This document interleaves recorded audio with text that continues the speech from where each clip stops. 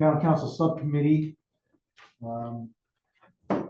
Tax Increment Exemption Tax Incentive Financing Committee. Calling to order. Date of the meeting is Tuesday, November 24th, and November 5th, pardon me. Starting at 2 p.m. So let's start. Councilors Crowe, Here. Neary, Here. Tamish, Here. and you can introduce yourselves if you'd like for the intro. Marty Kedron, I am a consultant for the planning department. I'm a senior planner for the planning department. Mark. Good afternoon, Mark Mill, Director of Finance for the town of Barnstable.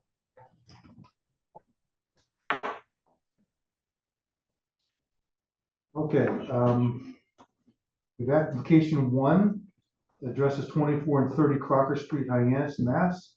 Project name is Cahoon Commons, and developer is Crocker Street Holdings LLC, Jake Dewey.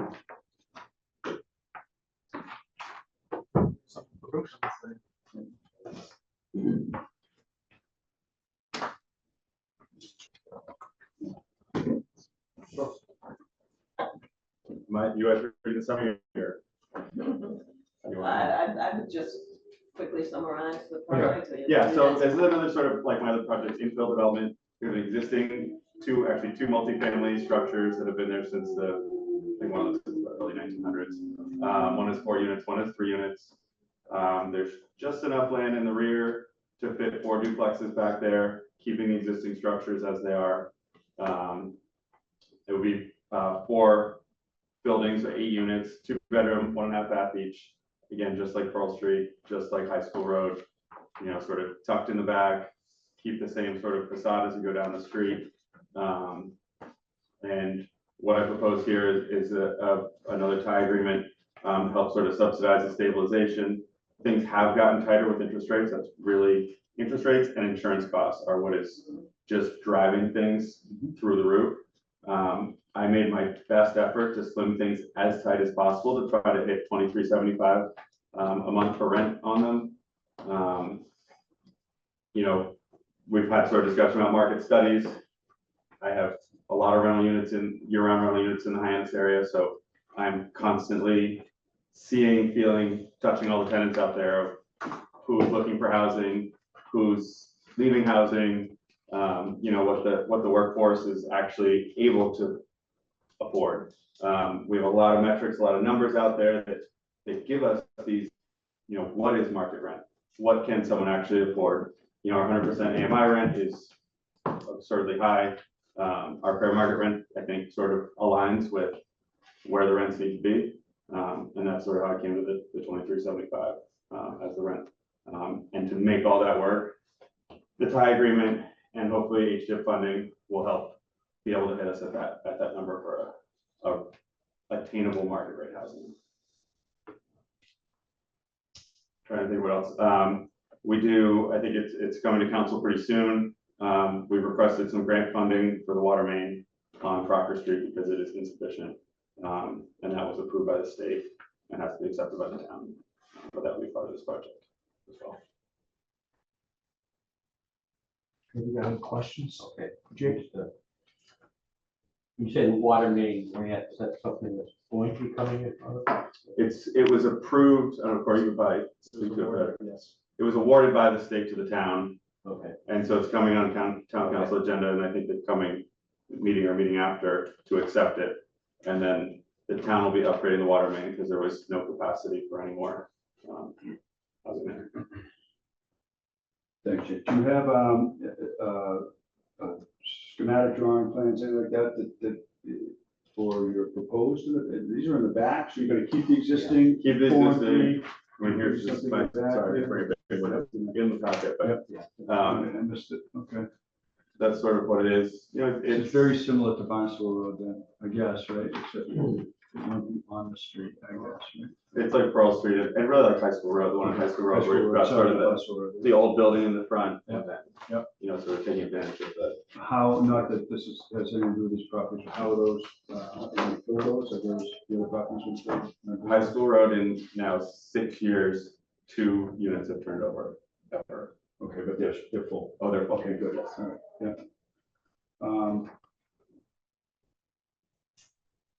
he's very similar to the others in terms of the layout, the age, well, are you making any refreshing of buildings in the front at all? Or they got- No, sort of the same, I mean, just whatever they need for maintenance, I think one of them's due for siding in the next probably 2 years, but nothing significant. Part of the plan is to sort of clean up the landscaping in the front a little bit, it's not bad right now. You kind of because pass it it's through right as you drive by them, right Yeah. entering the road. Yeah, this road, all of this driveway and everything already exists. Basically, this parking exists here. This is just grass. Pass it down to. Yeah. Sorry, I did. It's not a very big one. To my cat, somebody, that's fine. The only other questions that I really have, it's not really a concern, more a question. Obviously, the advantage of the tie or the structure and need for the tie is to promote development, right? And be creative in terms of the ways to do that. What I'm starting to feel, my personal feeling, is that the extent of these ties is really going on for a long, long time. Far long, my oldest parent died at 76, so I mean, that's 15 years from now, so I'm just thinking, like, am I leaving a legacy of past my death? The 100%, personally, I'm usually comfortable with out of the box to get people started, but I look at, and this is just not your proposal, but I look at a lot of the proposals that have come before Ty historically, and they kind of follow the same pattern. Let's call it pattern, right? And I'm just thinking from the town taxpayer standpoint, how long do we need to be married to these projects? Properties appreciate, rents will go up over time. So I look at the length of these terms, and I guess my number one question, would it affect your application for statewide or the state programs if the basic tenet of these percentages changes? If the percentage on the actual tie changes. So in my head, I've been throwing out these things like 0 to 5, 100, 5 to 10, 75, 10 to 15, 50. And then there's a conversation again. It's just me thinking about like, how long do we participate? It's off the ground. I'm going to hope, I know the way you run stuff, I'm going to be standing on 50, hopefully far before the 15-year mark. So it's kind of like what I'm thinking. But by the same token, I don't want to jeopardize the project as well. So that's kind of, I guess, I'm throwing it back at you. What impact does that have? And I don't know, Mark, if that, you've got the magic spreadsheet, I'm sure that could probably extrapolate what effect percentages may have on the total project in terms of tax. Mike, if I could, I had some questions on the same lines. Your tie is 100% for 10 years, 85% for 5 years, and 60% for the last 5 years. The other two projects are both the same. They're coming at 100% for 5 years, 85% for 5 years, then 55% for 10 years. What's the rationale for yours is much higher? I think the biggest thing is just economies of scale here. This is a really small project. We have an existing pretty significant tax rate on these tax bill on these two existing buildings that won't change, doesn't get affected by this. That will continue to rise and follow our, market, whatever our tax is and our appraised value is. So that was sort of a part of the rationale. And then the multiple buildings do cause a significant insurance burden, more so than if it was one larger building. And so it's sort of, a lot of it is forecasting that, the past 2 years has been really significant insurance cost changes. And I anticipate that is going to just keep going, and we can't change that really, unfortunately. But to Councilor Neary's point, the state just requires that we have at least 5 years. At least a tie. Yeah, it doesn't say if it Right. Term. if it turns. I don't know, if they have scoring criteria. We usually sort of step away for the tax credits, so Sure. we're not related to that, but I don't know if there's any kind of scoring criteria associated with that. But he does need some time. Historically, though, the percentage has been kind of, they've had a track record of those particular percentages in the past, I assume, right? Yeah. Because most of the things that we see coming through those percentages, so I'm assuming that those. precedent or something. So, Somebody said it. Yeah.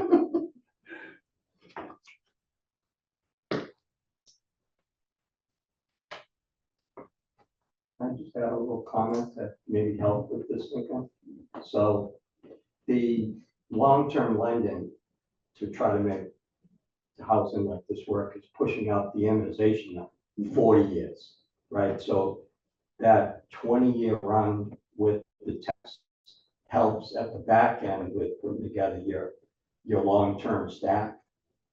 And then not kind of being discussed in the room is that the this tax help ultimately, I think, will tie into the PACE financing buckets.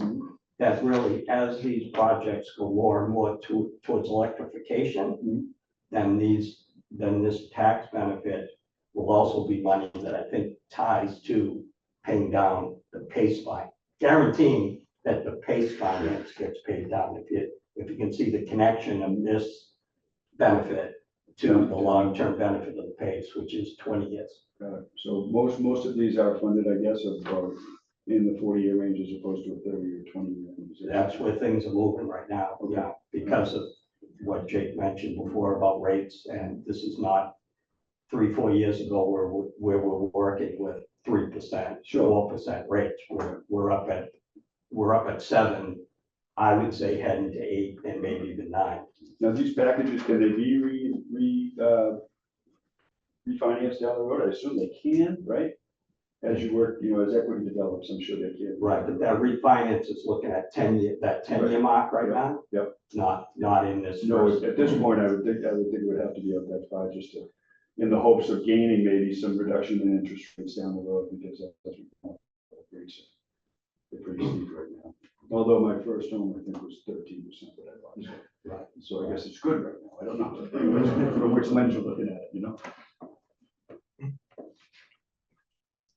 So would it make sense to maybe have an idea what impacts any changes may make on the numbers in terms of taxable savings? Mark, Sure. Are you suggesting changing the percentage of the tie requests from, yeah, I'm curious what that effect would have on, I mean, if it's not too laborsome. no, it's easy to do. Just give me what you're proposing and I can run it through this spreadsheet and tell you what the result is. So like a 75 and a 50, maybe? For what period? Well, my head was telling me the original one was 100% obviously out of the box, and then 100% for 10 years, but I wish I had looked up when we approved a couple months ago what those percentages are. they were split. They were 5, 10, 15, and 20 last time. Yeah. Right, So so, increment of yeah, 20. increments. 5. I believe the percentages were the same, though, correct? I think they were 100. They're the same as the other two applications. Yeah, it was 55% was the last application. This was at 60, I think, the last 5 years.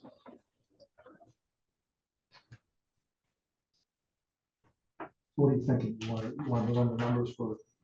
I don't want to be arbitrary or random, but Yeah. well, I was curious if there was a 75 break and a 50 break, I didn't know what that would do in terms of how it pays out. So Hearing hearing about about is 10 to 15 to 75 and 15 to 20 to 50. Is that what you're saying? Well, on the bigger ones, I was thinking 5-year cuts at 5, 10, 15, and and then again, I appreciate the information. I would have thought after 15 it could be done, but maybe that's something that should be a conversation. So if you were to follow that same step, it would be 75, 50, 25. But again, I don't want to make it so that it's burdensome and it doesn't get the job done that we're trying to do here either. So the big math people in the room should be able to.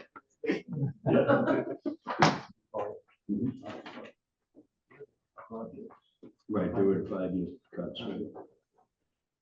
So as Jake's indicated, he's saying because it's a smaller project, the other ones are larger projects. So you can kind of spread those costs out over a larger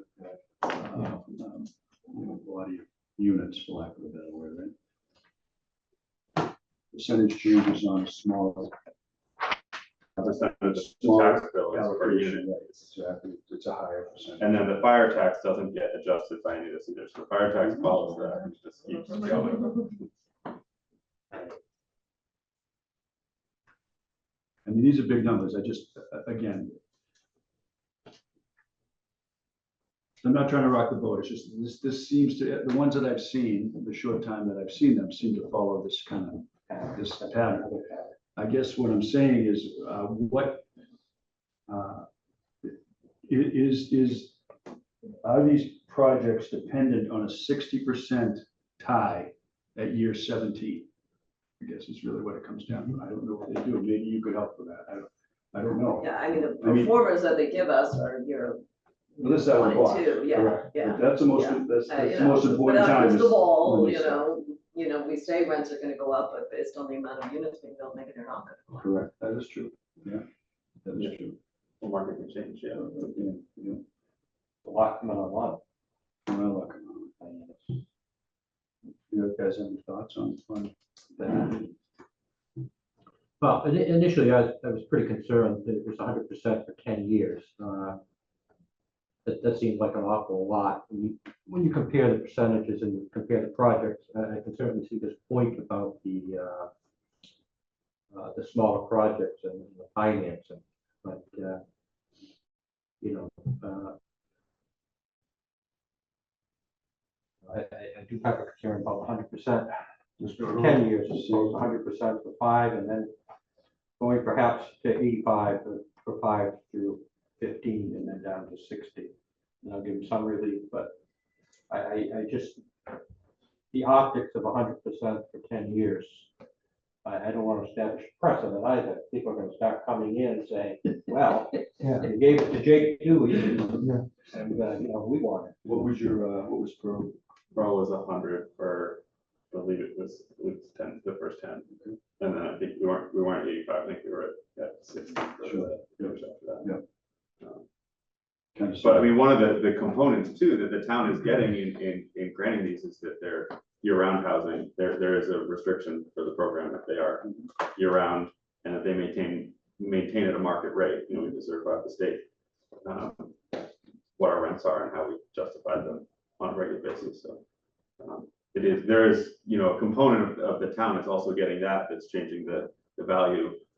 You know, they couldn't be condoized in this time period or anything like that. You know, so there is another sort of piece that the town does get out of it.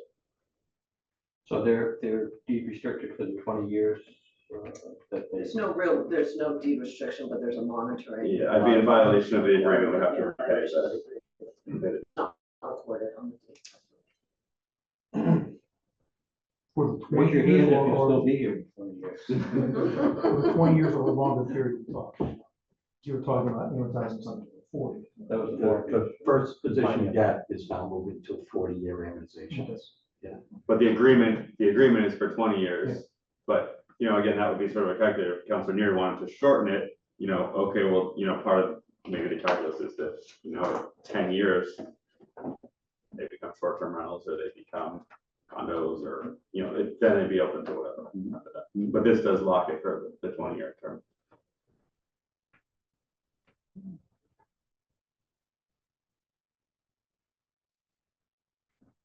Well, certainly don't need more short-term rentals. So what do you guys think? What do you thinking about this? Yeah, I think I do think we're making a precedent for 10 years. Maybe we can knock that down a certain amount and then maybe help out in the farther reaches, if that's this question. Yeah, I would move to do 100% for 5 years, 85 for 10 years, and 60% for the last 5. I just have a problem with 100% for 10 years. And I can appreciate, you know, the economics of it, but I just think we're opening ourselves up. I think so too. I sort of like having 85 for a longer period. And I'll give them a break on the front side.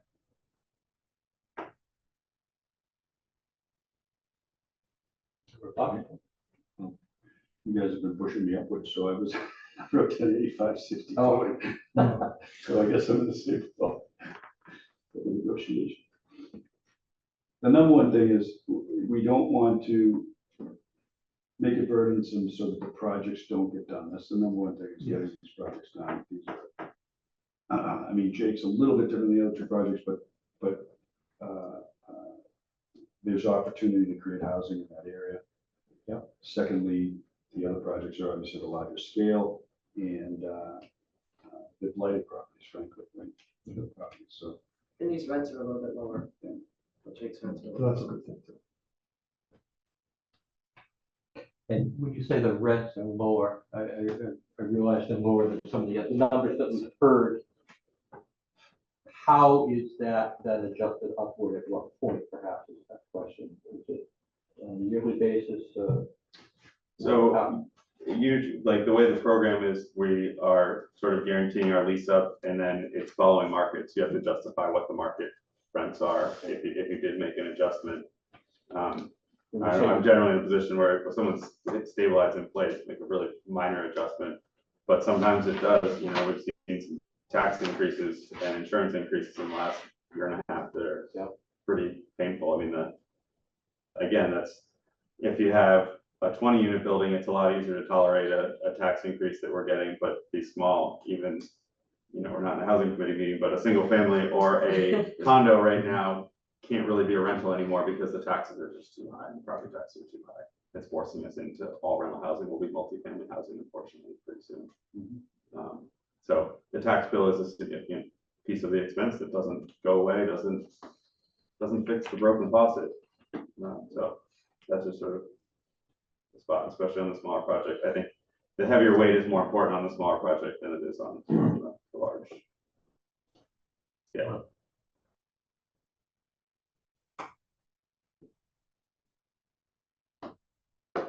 So Jake, can you live with 100% for 5, 85 for 10, and 60 for 5? I will try, I mean, I have to sort of shuffle the numbers, but I will do my best to. It'll probably increase the rent, you know, 20, 25 bucks a month by that per unit. That's how it'll probably break down. I'm okay with that. I think, we give them for 5 years for 100, and we give them a larger percentage as far as go down the road. If you think, Yeah, just the far end is what I've just a long time out there. I don't know. You said what, 85, 60? 85 And I just think for like 10 years. Way out there, 40, 17 years out there, 16, 18 years out there. Well, you know, I think, I think we can't control for that far out. Is Sure. the financing and everything, but I think that, just for establishing precedent, again, I've got a problem with the 100 for 10 years. Ones that I've seen, which are few, who did that, haven't been at that percent. I think every project has to sort of stand on its own. I don't think there's necessarily a precedent set when, you know, this is 8 units in individual structures side by side. We're building 4 houses basically here. We're not building a big box that has 20 units in it or 40 units or 60 units. So there is a, you know, this is the type of living I see as what people want and need on the Cape, more so than living in large apartment buildings. But there is a cost associated with it, unfortunately. And the assessor also will look at this differently than he does a large building, which we have his estimates here, but you know, And they are just estimates. Yeah, it's just estimates. Yeah, just for everybody to remember that when looking at the numbers.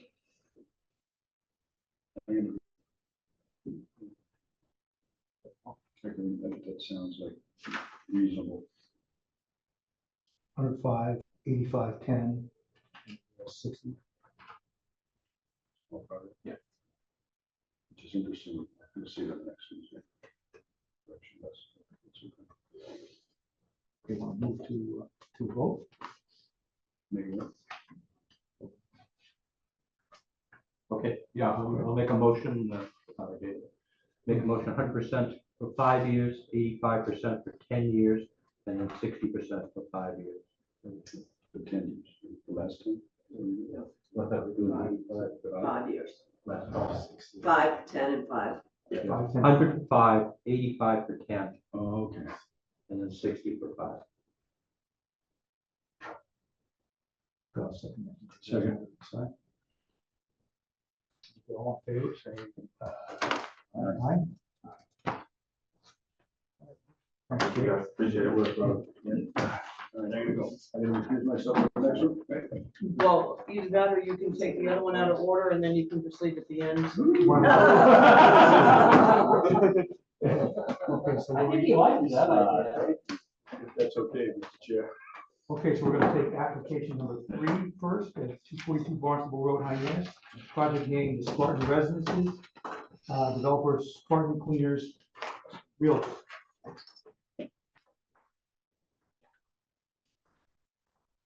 My name is Joshua Barrows. I'm the owner of Spartan Dry Cleaners. And Paul Cleary, I kind of, Josh's consultant. Okay, great. Thanks, guys.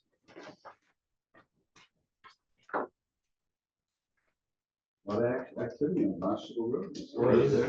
Yeah, across the street, we got another one going in.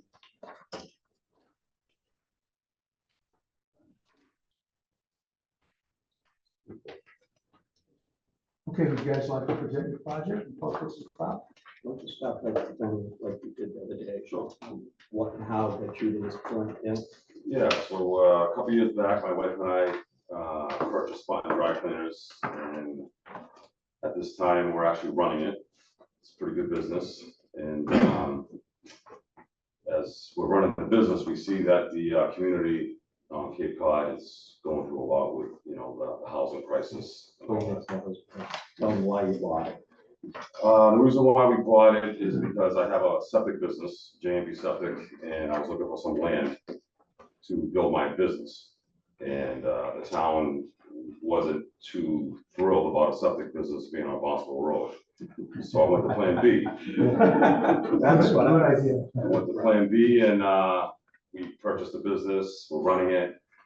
And now we're at the process of trying to do the housing projects over there. So I hope that was clear. We've been working together for the past year or so. Yeah. And things are moving along, and we're bringing to this point to talk more about it. And then how I showed up is their bank that provided the funding for the, basically the dry cleaner / the septic business, basically said, you know, we really have a startup real estate developer. We've worked with you in the past, and kind of come in and help them out on what should a smart growth, what should a smart energy project look like. So over that last year, we've designed what will be a smart growth, smart energy project. The project is, the plan is to have that building be 100% electrified and supported by renewable energy, and start to fit into place what housing should look like in the future as we try to get off the fossil fuel and get to renewable and electrification. So we kind of see that we're leveraging the wind work and that renewable with now how do we redevelop this Main Street. You know, I know I'm talking about 242, but how do we put in the infrastructures that kind of make Main Street, this Main Street smart district, look out into the future. So we kind of see this project as a futuristic type project, even though it can be done now in real time. And as you're flipping through there, the property itself, 242, is a underutilized, undervalued property. Really, it's 1960, 1970 style, one floor, and yeah, it's a 3,800 square foot, single family building on basically an acre of land. And now what we're proposing is basically 2 buildings, 62 by 104, which the 13,000 square foot of footprint. That'll go up 3 stories. We're not going up that 4th story that the district would allow because the cost and the setback.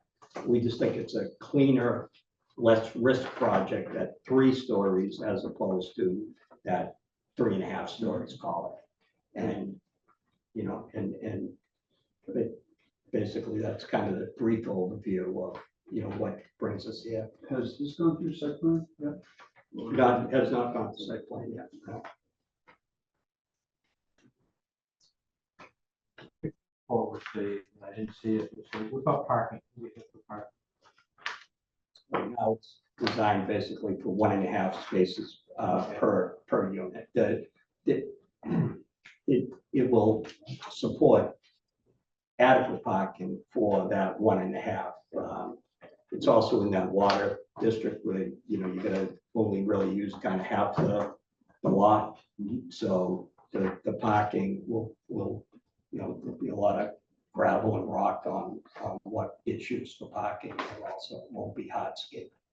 And I see there no fossil fuels for the all electric. The design is 100% electric. Where's the electric come from? Where will the electric come from? No. The roofs. Yeah.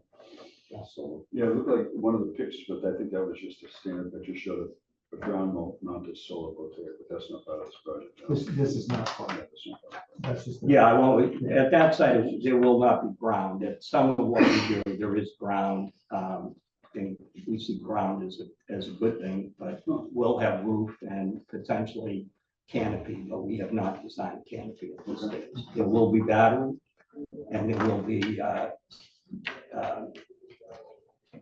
we don't have the stretch code here in Barnstable, but under the stretch code now, 20% of the parking spaces in the state are required to be E-ready, and the buildings need to be PV ready.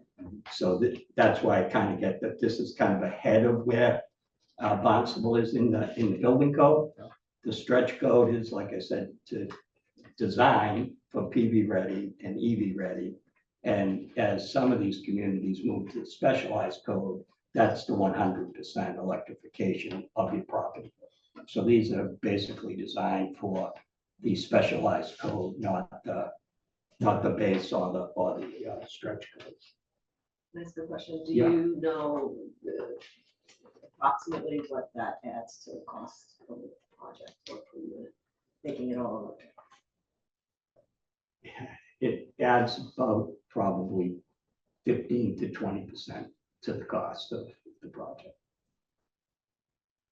But going back to that 40-year period of time, the payback of that efficiency inside the building, the incentives are that your net operating income should be stronger on this type of building, but you're not getting it all in day one, you're getting it spread out over that recovery period.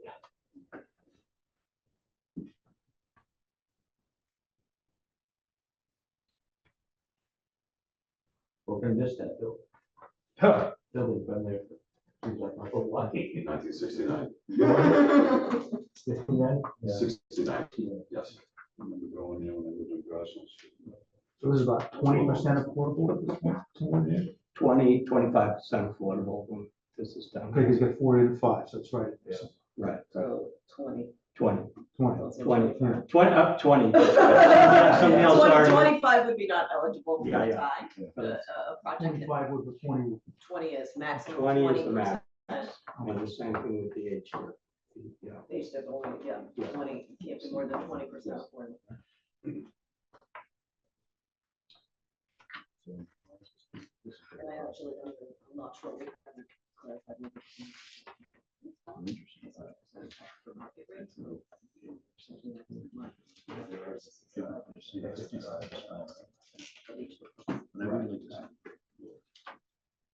Yeah, I know, driving around that. Yeah, you give a hard time. Well, Yeah, just, yeah, yeah. kind of lean off the long term. Yeah. But they have dropped down. I guess it's a bigger project, right, so they can manage the money over a long time.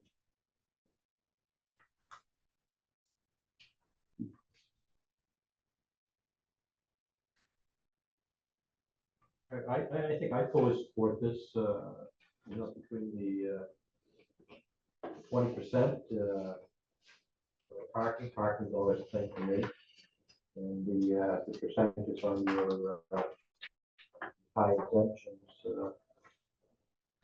affordability, the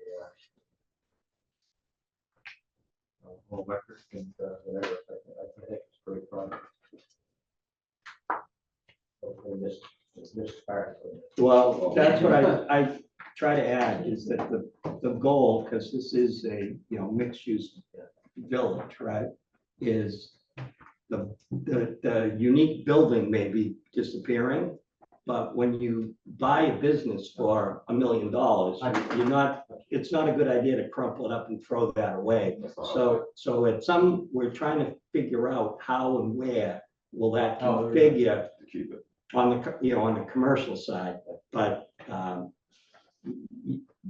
I would expect to see spot and cleaners continuing, but it just won't continue in that obsolete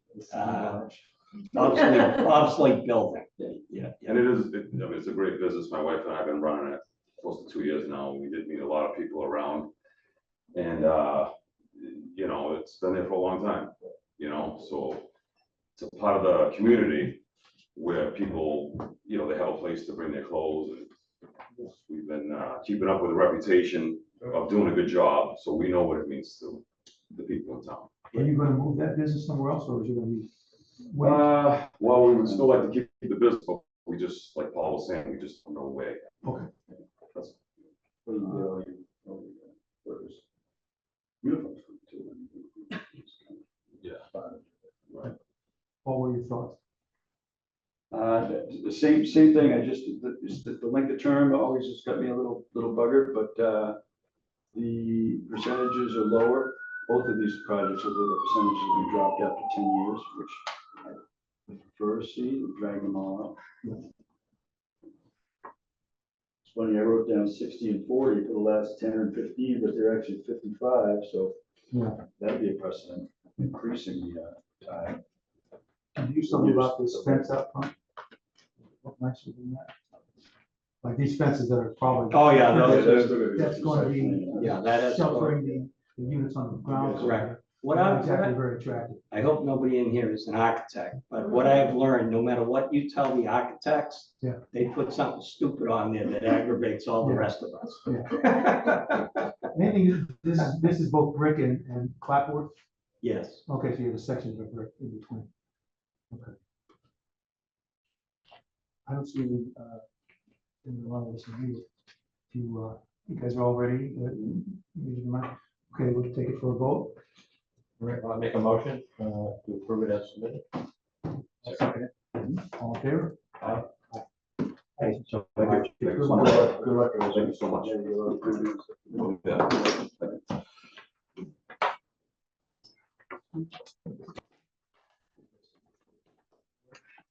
Okay, application number 2, which is 201 Main Street. Good luck, gentlemen.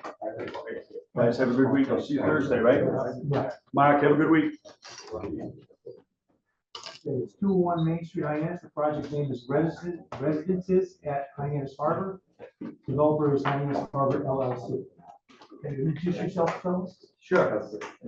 So, I'm Chris Starr and this is Tyler Langlois. Nice to meet you guys. Langlois. Helping present our project. Please go ahead. Okay, so just quickly a little bit about us. I know it's not about us, but it's about the project. But Tyler and I started our business as real estate developers in 2007. We've been in business for 17 years. Do my math right, 8 or 7. We both worked at larger developers prior to 2007. We started our company. We're fully integrated, meaning we construct. We have our own construction management operation and maintain ownership, and then we have a property management company. So that's who we are. We're based in Greater Boston. We specialize in tackling underutilized properties and we've done a lot of mill renovations. We've also done a lot of new construction.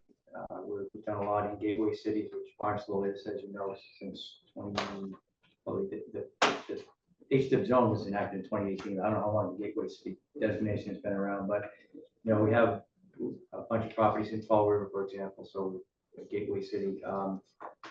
And we were attracted to Hyannis because it is in Barnstable, to Gateway City. There's a real need for housing, especially multifamily housing, in our opinion here, and the Cape in general, but in Barnstable as well.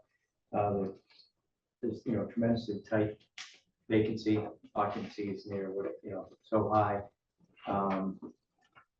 The property is located right in that HDIP housing development zone, which, as you know, the town, I don't know who's around then, but in 2018, I think is when the program was enacted in 2012, I think, in the state, but Hyannis stepped up in 2018. So this property is right in the heart of that district. And the project was offered for sale after another developer had taken it through permitting.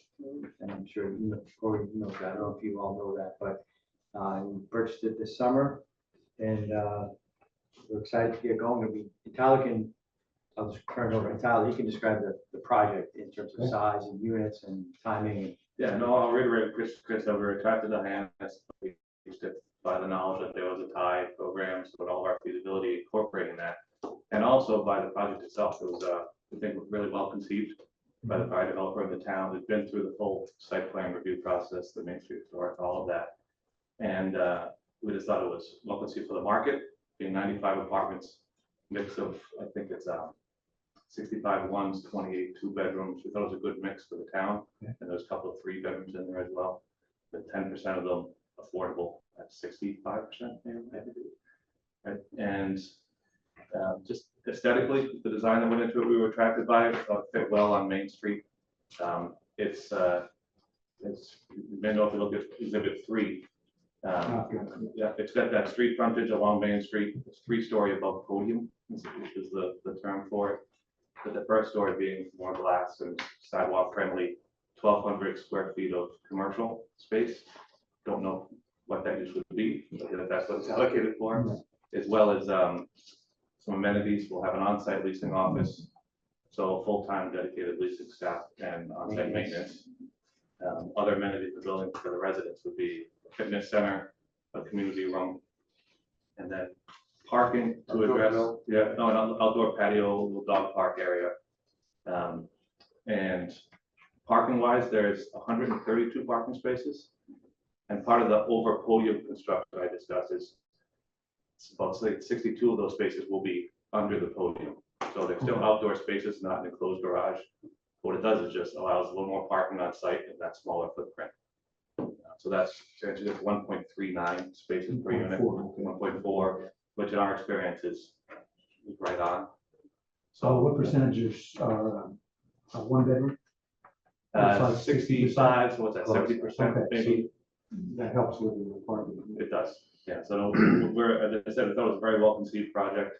Part of what attracted it to us is the unit mix, the architecture, and then the being in the HDIP zone with the tie.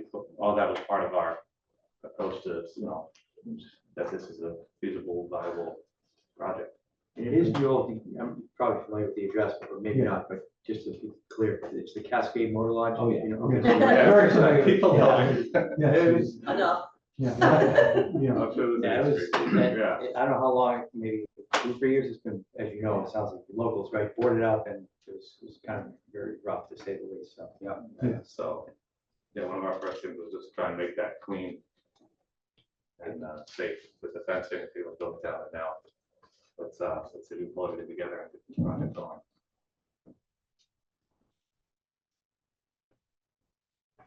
Any other specific questions, feel free to ask, otherwise.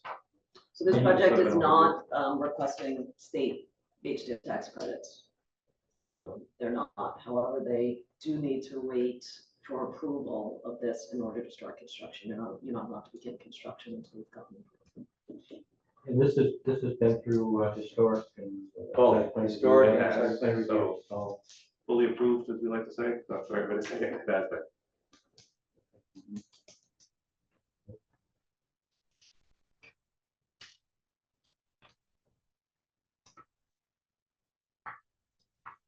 I think I guess got all my questions. All right, I'm just looking at the elevations. This is what would be facing Main Street right here. Correct. Is that a three, That view is Main Street. Main Street? So that first floor is, this corner shows the retail. Yeah. And all that glass storefront would be leasing office, common area for the, Okay. for the residents. Those are residences above. So Yeah. 3-story on podium. they call it. So we have the first 4 stories we're looking at here. These elevations are going back from Main Street. They're going back, correct. Yeah.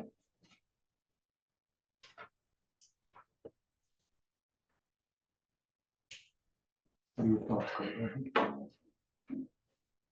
I'm good. You good with the percentages that look pretty reasonable? Okay. We're fine, we heard the comments earlier about the percentages, and we're very appreciative of both the town and the state that they started the program back in 2012 to, get things going in Gateway City, so again, we don't want to work against ourselves, but we're totally fine if there's a request to. So the other way we're asking us to appreciate about 10% on each. Decreasing, I'm saying whatever, I mean, it's a very No, it's a key good part program, of, and it's appreciated. it's a key part of our, the feasibility, and it's appreciated what we're saying, so. I'm good. I make a motion to approve this. Second it. So approved? We'll do it. Thank you, gentlemen. Okay, thank you very much. Thank you. Thank you all for. Thank you. So I would suggest to you guys that you work really carefully, quickly with the state. We are. You're working with Yeah, that, oh, yeah. yeah, because even if they vote. to- Thank you, Mr. Mel. they need We appreciate it. Approval. Yes. Welcome, sir. I'll record the tax levy presentation this evening, so you'll have it before the meeting. Okay, So great. there's Okay. Thank you. Bye-bye. Yes. Reading and then.